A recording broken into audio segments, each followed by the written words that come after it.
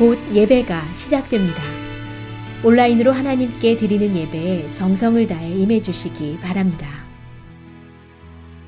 온 가족이 함께 모여 거룩하게 예배를 드립니다. 부모가 아이들의 훌륭한 영적 교사 역할을 하시길 바랍니다. 단정한 복장으로 예배를 드립니다. 성경책을 지참합니다. 예배 10분 전부터 예배 준비를 완료하고 기도합니다. 올바른 자세로 모든 순서에 정성을 다해 참여합니다. 핸드폰보다는 TV나 컴퓨터 모니터로 예배를 드립니다. 예배에 집중하여 하나님의 은혜를 기대합니다. 헌금은 정성껏 준비해서 우편으로 보내시거나 직접 교회 사무실 헌금함에 봉헌합니다.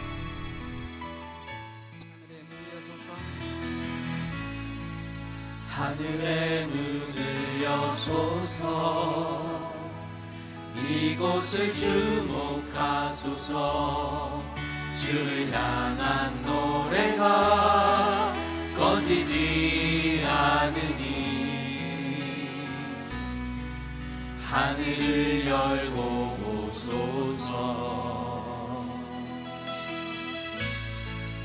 이곳에 임재하소서. 주님을 기다립니다. 기도의 향기가 하늘에 닿으니 주여 임재하여 주소서. 이곳에 오셔서 이곳에 앉으소서.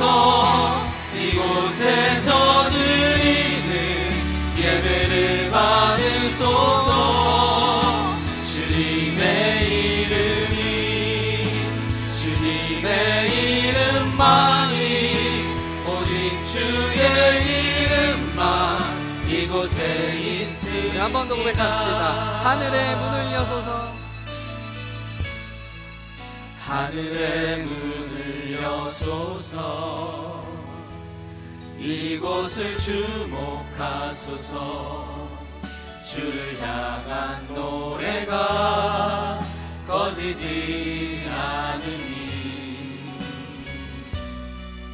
하늘을 열고 보소서. 이곳에 임재하소서. 주님을 기다립니다. 기도의 향기가 하늘에 닿으니 주여 임재하여 주소서. 이곳에 오셔서 이곳에 앉으소서. 이곳에서 드리는 예배를 받으소서. 주님의 이름만이, 오직 주의 이름만 이곳에 오소서. 이곳에 오셔서 이곳에 앉으소서. 이곳에서 드리는 예배를 받으소서. 주님의 이름만이, 오직 주의 이름만 이곳에 있습니다.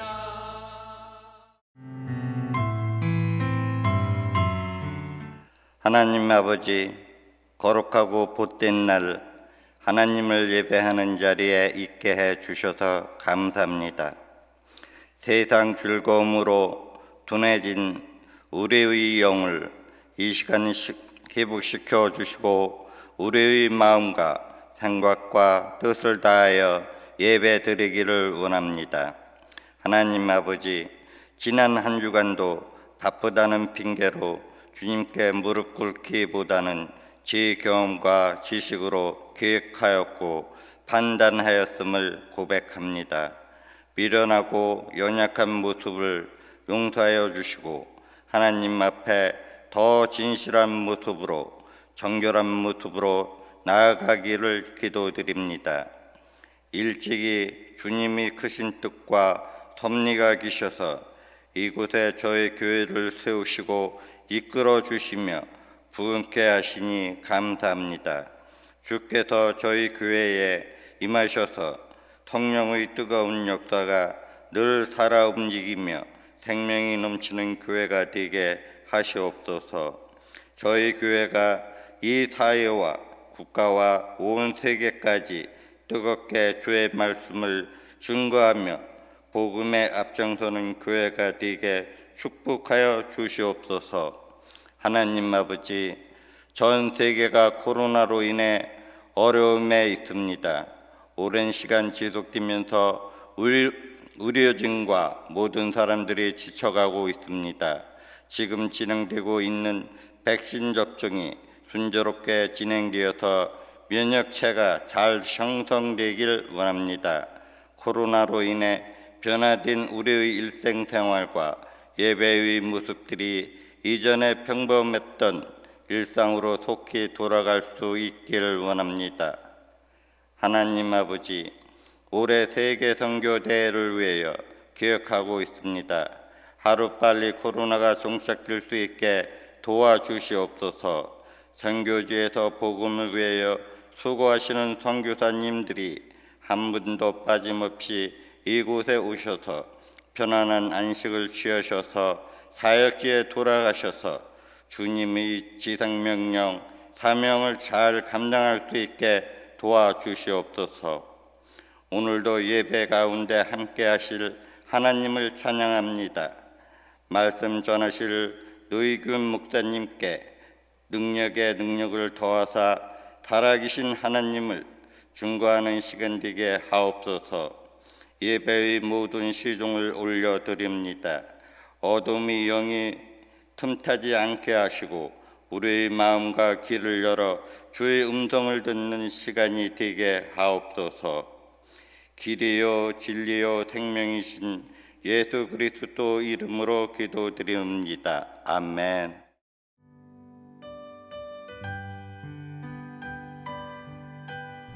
오늘 우리에게 주시는 하나님의 말씀은 출애굽기 22장 16절부터 31절입니다. 함께 봉독하시겠습니다. 사람이 약혼하지 아니한 처녀를 꿰어 동침하였으면 납폐금을 주고 아내로 삼을 것이요 만일 처녀의 아버지가 딸을 그에게 주기를 거절하면 그는 처녀에게 납폐금으로 돈을 낼지니라. 너는 무당을 살려두지 말라.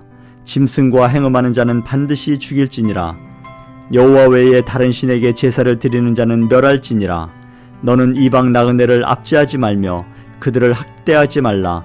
너희도 애굽 땅에서 나그네였음이라. 너는 과부나 고아를 해롭게 하지 말라. 내가 만일 그들을 해롭게 함으로 그들이 내게 부르짖으면 내가 반드시 그 부르짖음을 들으리라.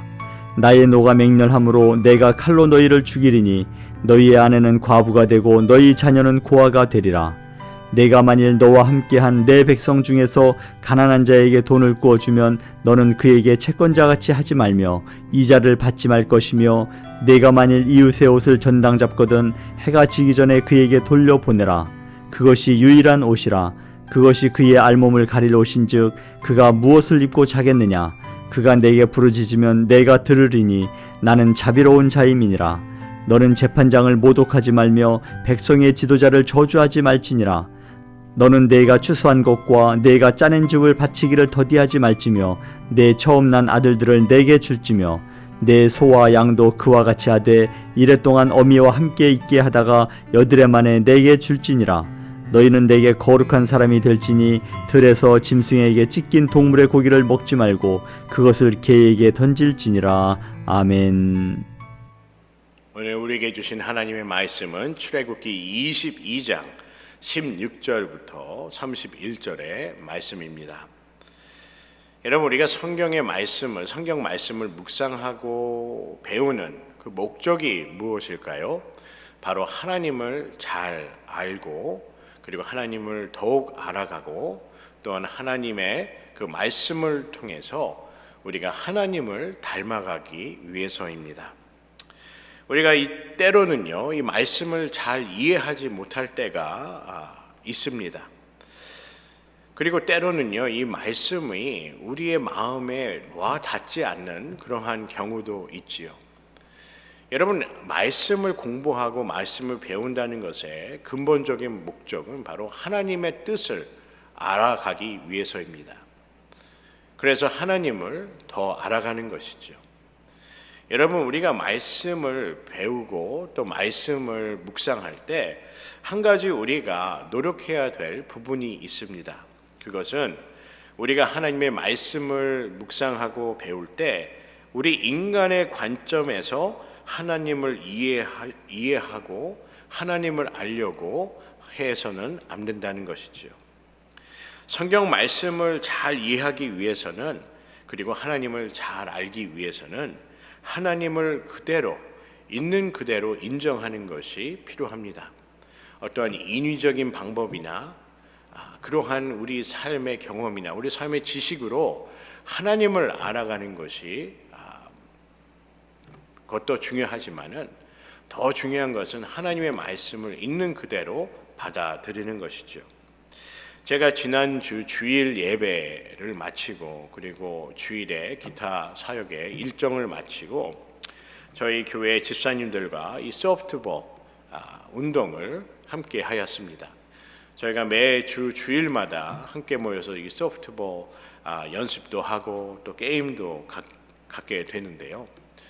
지난주에는 5명씩 이렇게 팀을 짜서 게임을 하였는데 제 삶에 처음으로 제가 홈런을 쳤습니다.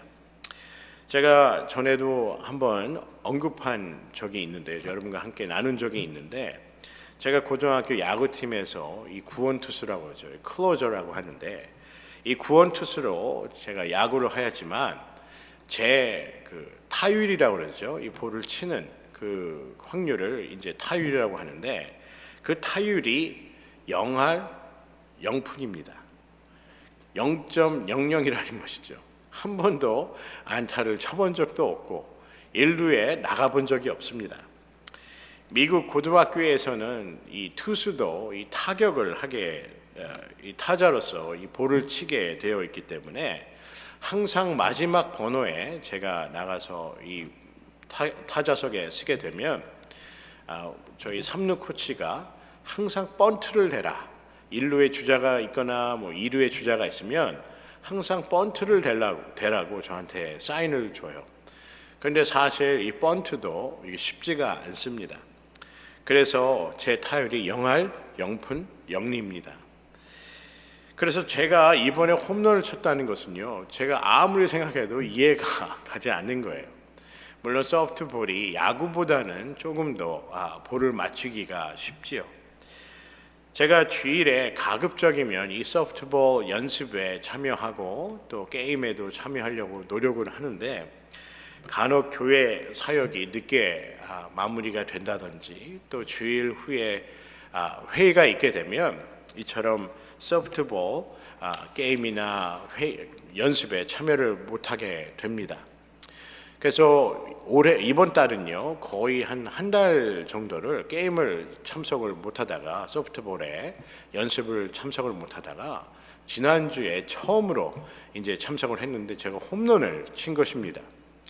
제가 집에 오면서 게임을 마치고 연습을 마치고 집에 오면서 생각을 해봤어요. 어떻게 내가 홈런을 칠 수 있었을까라는, 제가 생각해도 이해가 가지 않는 그 홈런을 쳤기 때문에 제 평생에 처음으로 홈런을 쳐봤습니다. 그래서 내가 어떻게 홈런을 쳤을까라는 생각을 하게 되었지요. 한 달 동안 연습도 못하고 게임도 참여하지 못해서 감각도 무뎌졌을 테고, 그리고 연습도 하지 않았기 때문에 익숙해지지 않았는데 어떻게 내가 홈런을 쳤을까라는 그런 생각을 하게 되었습니다. 제가 전에는 잘 보면요, 이 장타를 한번 쳐보려고 머리를 많이 굴렸어요.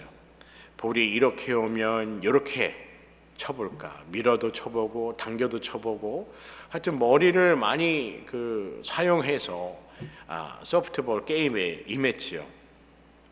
어떻게 보면 계산하고 볼이 이렇게 올 것이다 계산하고, 어떻게 보면 볼이 이렇게 올 것이라는 것을 예상하고 생각하면서 야구를 했다는 것입니다. 소프트볼을 했다는 것이죠.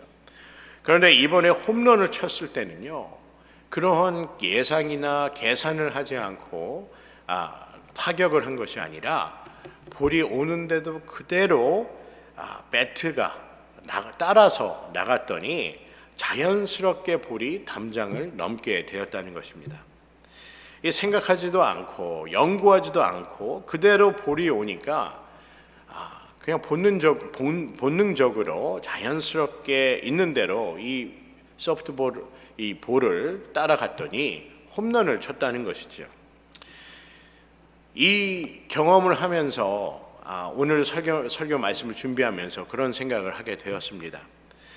우리는 지금 어떻게 예수를 믿고 있는가라는 것이죠. 여러분, 의과 대학에서는 이 해부학이라는 것이 있습니다. 이처럼 인체를 해부하면서 공부하는 것이죠. 우리가 어떻게 보면 하나님을 이렇게 해부하면서 우리가 갖고 있는 인문학적인 그러한 철학적인 혹은 우리의 지식과 경험의 도구를 사용하여서 하나님을 알려고, 하나님을 배우려고 하지 않았는지 다시 한번 제 자신을 뒤돌아보게 되었습니다. 여러분, 우리가 하나님을 잘 알기를 원한다면 우리가 하나님께 모든 것을 맡기고 의지하고 하나님의 말씀을 배워야 된다고 생각합니다. 저는 예배를 드릴 때 어떻게 인도하고 설교하고 찬양하고 이러한 부분들을 제 생각대로 이렇게 치밀하게 계획을 짜고 연구해서 예배를 드리면 은혜가 되지 않을 때가 더 있었던 것 같아요. 그런데 성령의 인도하신 대로 하나님께서 인도해 주심을 믿고 예배에 참여할 때 그 예배가 달라졌음을 제가 경험하게 됩니다. 우리가 진심으로 찬양을 하고, 그리고 하나님의 말씀을 진심을 다하여 읽고, 그리고 성경 한 구절 한 구절이 하나님께서 내게 주시는 귀한 말씀이다라는 그 말씀을, 그 생각을 갖고, 그 믿음을 갖고 우리가 설교 말씀을 읽을 때 우리 삶에 크나큰 변화와 은혜가 있게 됨을 우리가 경험하지 않습니까? 우리가 설교 말씀을 들을 때도 이 말씀에 내 삶이 변하기를 원하는 마음으로 하나님께 나의 삶을 내어드리는, 하나님께 나의 삶을 온전히 드리는 그 마음으로 예배를 드리면 우리 마음의 예배의 감동과 감격과 그리고 하나님의 은혜를 경험할 것입니다. 우리가 하나님의 거룩한 은혜와 성령의 임재와 또 예수 그리스도의 무한한 사랑을 우리가 예배를 통해 이렇게 경험할 수 있다는 것이죠. 언제요? 하나님의 원하시는 대로 그대로 순종하며 나갈 때라는 것입니다.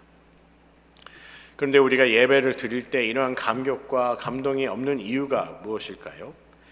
이 예배의 모든 요소들, 이 모든 것들이 나의 기준과 나의 현 상황에 맞추어지기를 원하기 때문이라는 것이죠. 우리가 하나님의 기준에 맞춰야 되는데 우리의 상황과 생각에 하나님이 맞추어지기를 원하기 때문이라는 것입니다. 화요일에 어제 제가 졸업한 화요일에 제가 졸업한 신학대학원에 그 예일대 신학교 교수님의 그 책에 관한 그 강의를 듣고 저희 대학원의 신학 교수님들과 이렇게 토론을 하는 그러한 비디오 클립을 제가 보게 되었습니다. 이 강의 토론의 주제가 바로 Recreation이라는 주제였는데 바로 재창조라는 내용이죠. 오늘 제가 이렇게 하나님께 우리의 모든 것을 맡겨야 하는 이유는 바로 오늘 본문의 말씀이 거룩함과 관련이 있기 때문입니다. 본문의 31절의 말씀을 보면 너희는 내게 거룩한 사람이 될지니 라고 말씀합니다. 여러분, 어떻게 우리가 하나님께 거룩한 그러한 삶을 살아갈 수 있을까요? 우리 삶이 재창조되어야 한다는 것입니다. 우리가 전에는 죄인의 삶을 살았지만 이제 예수 그리스도를 믿음으로, 그리고 예수 그리스도의 보혈로 우리가 재창조될 때 우리는 하나님의 죄송합니다. 하나님의 자녀로서, 그리고 하나님 앞에 거룩한 삶을 살아갈 수 있다는 것이지요. 율법을 지키고 하나님의 말씀대로 산다는 것, 이것은 바로 하나님의 도우심과 인도하심 없이는 이루어질 수 없다는 것입니다. 우리 인간의 의지와 기준과 경험과 그리고 지식을 갖고는 하나님을 알아갈 수 없습니다. 잘 알아갈 수 없을 것이에요. 우리가 하나님을 잘 알아가기 위해서는 하나님께 나의 삶을 온전히 드리고 맡겨야 합니다. 하나님이 이끄시는 대로, 하나님께서 부어주시는 대로 우리가 받을 만한 그러한 준비가 되어야 되며, 하나님의 인도하심에 우리가 이끌림을 받을 준비가 되어야 한다는 것입니다.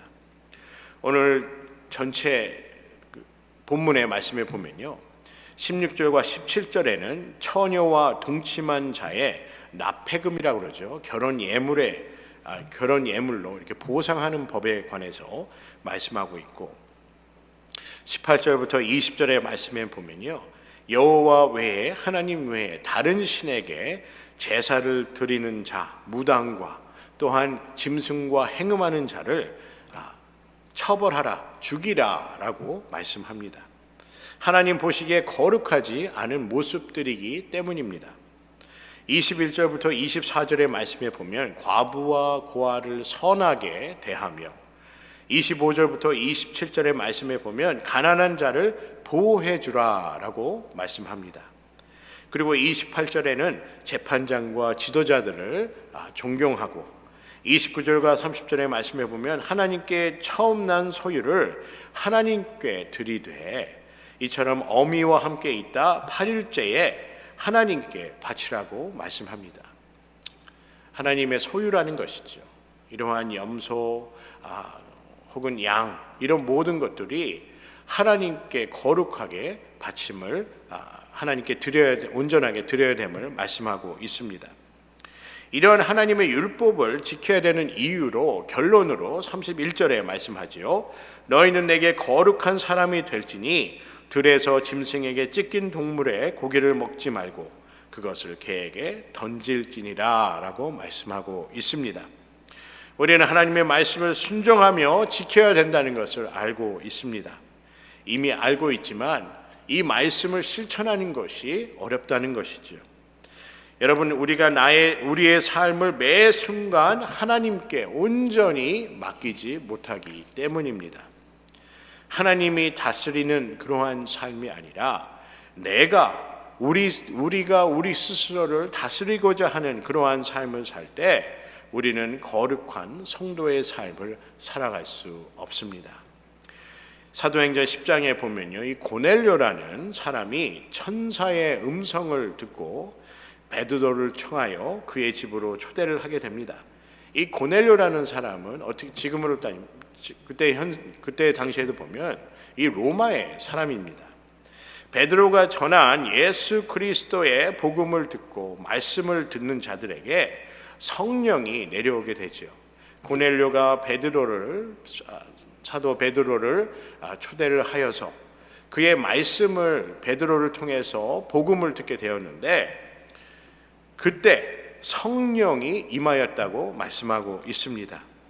사도행전 10장 45절과 46절의 말씀에 보면 베드로가 이 말을 할 때에 성령이 말씀 듣는 모든 사람에게 내려오시니 베드로와 함께 온 할례 받은 신자들이 이방인들에게도 성령 부어주심으로 말미암아 놀라니라고 말씀합니다. 이 베드로가 사도로서 복음을 전하고 예수 그리스도를 증거하는 그러한 사도임을 모르는 사람은 아무도 없었을 것입니다. 그런데 여기 한 가지, 성령이 그들에게 임한 이유, 특히 이방인들에게 이러한 성령이 임한 이유는 그들이 말씀을 받아들였기 때문입니다. 그들이 베드로의 말씀을 온전히 들었기 때문이라는 것입니다. 그들은 복음을 들었습니다. 그런데요, 이 베드로 사도 베드로가 나눈 그 내용을 보게 되면 어떠한 심오한 철학적인 인문학적인 내용이 아닙니다. 베드로가 나눈 말씀은 예수 그리스도께서 우리의 죄를 위해 십자가에 돌아가시고 그리고 3일 후에 부활하셨다는 그 내용을 말씀으로 전하였더니 성령이 내려오고 성령의 역사하심을 그리고 성령의 부으심을 그들이 경험하게 되었다는 것이지요. 그들이 모여서 하나님의 말씀을 들었습니다. 어떠한 철학적인 인문학적인 그런 내용이 아니라 하나님의 말씀, 예수 그리스도께서 우리를 위해 십자가에 돌아가시고 또 피 흘려 돌아가시고 3일 후에 부활하셨다는 그 복음을 들었을 때 그들이 성령을 체험하게 되었다는 것입니다. 여러분, 모인 그들은요, 어떠한 생각을 갖고 모인 것이 아니라 예수 그리스도를 있는 그대로 받아들였다는 것입니다. 여러분, 그들이 한 것은 하나님을 인간의 학문이나 경험으로 재구성을 한 것이 아니라 함께 모여서 있는 그대로 예수 그리스도를 받아들였다는 것입니다. 여러분, 우리가 예배를 드릴 때, 성경 말씀을 들을 때 간절한 마음으로 말씀을 듣기만 잘하여도 성령의 임재하심을 우리가 경험할 수 있다고 믿습니다. 여러분, 우리가 찬양을 할 때 우리 영혼을 담아 찬양을 하고, 우리가 기도를 할 때 우리가 드릴 수 있는 최상의 고백을 드려 기도를 하며, 우리가 말씀을 묵상할 때 이 말씀은 하나님께서 내게 주신, 친히 내게 주신 말씀이라는 그 믿음을 갖고 말씀을 볼 때 우리의 삶은 감격과 감동이 있는 그러한 신앙의 여정이 될 것입니다. 또 우리가 예배를 드릴 때도요, 이 예배가 하나님께서 인도하여 주시고 하나님께서 나를 위해 준비하시고 또 하나님께서 예배를 통해 하나님의 말씀을 우리들에게 친히 내려주실 것이라는 그러한 순수한 마음으로 예배를 드린다면 우리의 예배가 우리의 삶을 변화시킬 것입니다. 여러분, 우리가 설교 말씀을 드릴 때 이 말씀이 하나님께서 내게 주시는, 나를 사랑하셔도 내게 주시는 말씀이다 라는 그런 마음으로 우리가 설교 말씀을 듣는다면 우리 신앙의 자세와 우리 신앙의 깊이가 달라질 것이라 믿습니다. 제가 이번에 렉처를 비디오 클립을 통해서 들었다고 했는데 말씀을 드렸죠. 그 내용이 바로 재창조에 관한 것입니다. 여러분, 이 재창조라는 것이 얼핏 듣기에는 좀 어렵게 들릴 수 있겠지만요, 우리는 우리의 삶이 달라지는 것, 예수 그리스도로 말미암아 우리의 삶이 달라지는 것이, 변화되는 것, 그것이 바로 재창조된 신앙의 여정이고 우리의 삶이라 믿습니다. 여러분과 저는 이처럼 하나님의 말씀을 통해서 그리고 예수 그리스도를 믿음으로 우리의 삶이 재창조되기를 간절히 소원합니다. 우리가 전에는 하나님을 몰라서 우리가 원하는 대로 살았지만 거룩함이 무엇인지, 그리고 선함이 무엇인지, 진리가 무엇인지 우리가 모르고 살았지만 우리가 예수 그리스도의 그 복음을 듣고 예수 그리스도께서 우리를 위하여 십자가에 돌아가시고 3일 만에 부활하신 그 부활의 역사, 성령의 역사를 우리가 믿고 우리의 삶이 재창조되기를 주님의 이름으로 간절히 소원합니다. 하나님께 우리의 모든 삶을 온전히 맡기고 하나님만 의지하기를 간절히 소원합니다. 여러분, 예수님 밖에는 우리의 삶을 재창조하실 분은 없습니다. 예수 그리스도의 복음 밖에는 우리의 삶을 변화시킬 수 있는 것은 이 세상에 아무것도 없습니다. 우리를 거룩하게 하실 수 있는 분은 오직 하나님 한 분뿐이십니다. 여러분 하나님을 있는 그대로 우리 말씀을 하나님께 주신 그 말씀을 소중히 여기며 그리고 갈급하며 하나님을 섬기는 신앙의 여정이 되시기를 주님의 이름으로 간절히 소원합니다.